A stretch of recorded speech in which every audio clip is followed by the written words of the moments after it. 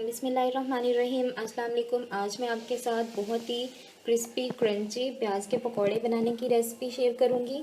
आप इसे क्रिस्पी और क्रंची कैसे बना सकते हैं उसके लिए आपको मेरी वीडियो को देखना होगा। चलिए हम इसको बनाना स्टार्ट करते हैं।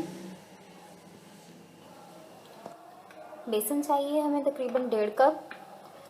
हरा धनिया और हरी मिर्चों को मैंने बारीक काट लिया इस तरह से। रेड चिली पाउडर लेंगे और कुटी हुई रेड चिली लेंगे। नमक लेंगे हस्बे ज़रूरत। कसूरी मेथी शामिल करेंगे तकरीबन 1 टेबल स्पून। कॉर्नफ्लावर डालेंगे तकरीबन 1 टेबल स्पून। कॉर्नफ्लावर डालने से जो हमारे पकौड़े हैं बहुत ही क्रिस्पी बनेंगे। और थोड़ा सा तकरीबन 1 चुटकी के करीब हम इसमें बेकिंग सोडा डालेंगे, मीठा सोडा। और ये मैंने भुना हुआ और कुटा हुआ मैंने ज़ीरा रखा है और साबुत धनिया है जिन्हें मैंने तवे पे पहले भून लिया था और उसके बाद मैंने इसे मोटा मोटा करके अच्छा से पीस लिया था।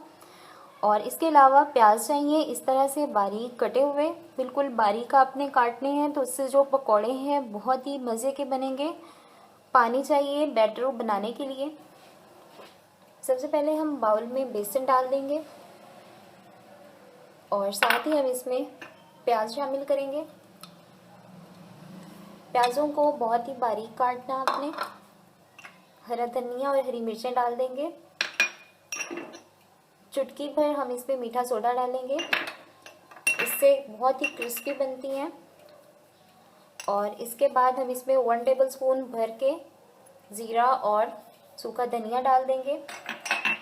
रेड चिली पाउडर डाल देंगे और कुटी हुई रेड चिली डाल देंगे 1 टीस्पून। और इसके बाद हम इसमें कसूरी मेथी तकरीबन 1 टेबल स्पून डाल देंगे। कसूरी मेथी से जो पकौड़ों में जो टेस्ट है बहुत ही अच्छा आता है, ज़रूर डाला करें इसमें।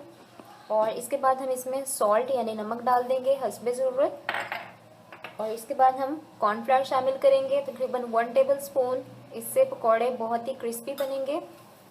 सारी चीज़ों को अच्छे से मिक्स कर लेंगे।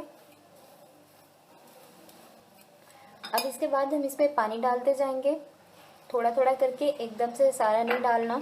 और मिक्स करते जाएंगे ताकि इसकी कंसिस्टेंसी जैसे हमें चाहिए वैसी आ जाए।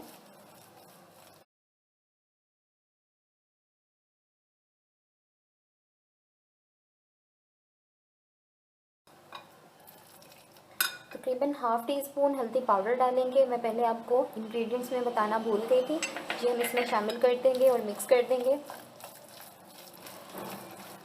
ये देखें जी, पकौड़ा का जो हमारा बैटर है वो रेडी हो चुका है। बिल्कुल इसी कंसिस्टेंसी में आपने बैटर को तैयार कर लेना है।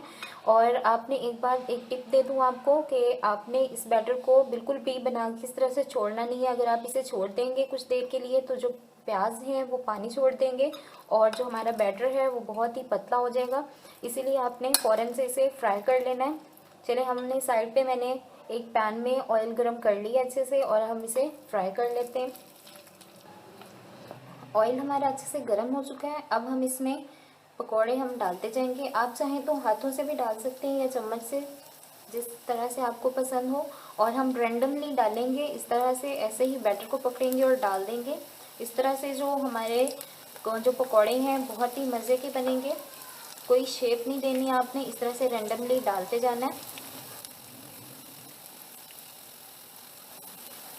हमेशा आपने एक बात का ख्याल रखना है कि पकौड़ों को थोड़ी सी स्पेस देके आपने डालना है। बिल्कुल ऐसे एकदम से सारे पकौड़े बिल्कुल नहीं भर देने। अगर आप एकदम से भर देंगे जो पकौड़े हैं वो टूट जाएंगे और क्रिस्पी भी नहीं बनेंगे। इसीलिए आप मेक श्योर कीजिएगा कि जैसे मैंने इनमें स्पेस रखी है इस तरह से आपने पकौड़ों में स्पेस ज़रूर डालनी है। इससे जो हमारे क्रिस्पी पकौड़े हैं वो तैयार होते हैं।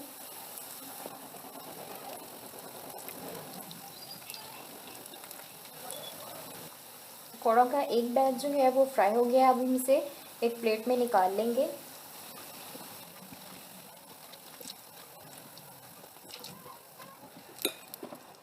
अब इसी तरह से जो बाकी के हैं पकौड़े वो भी हम ऐसे फ्राई करते जाएंगे।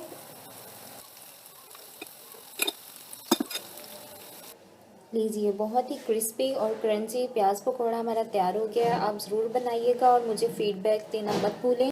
और मेरे चैनल को सब्सक्राइब करें, साथ में जो बेल बटन दिया है उसे भी प्रेस कर दें ताकि मेरी नई से नई रेसिपीज़ आप देखते रहें।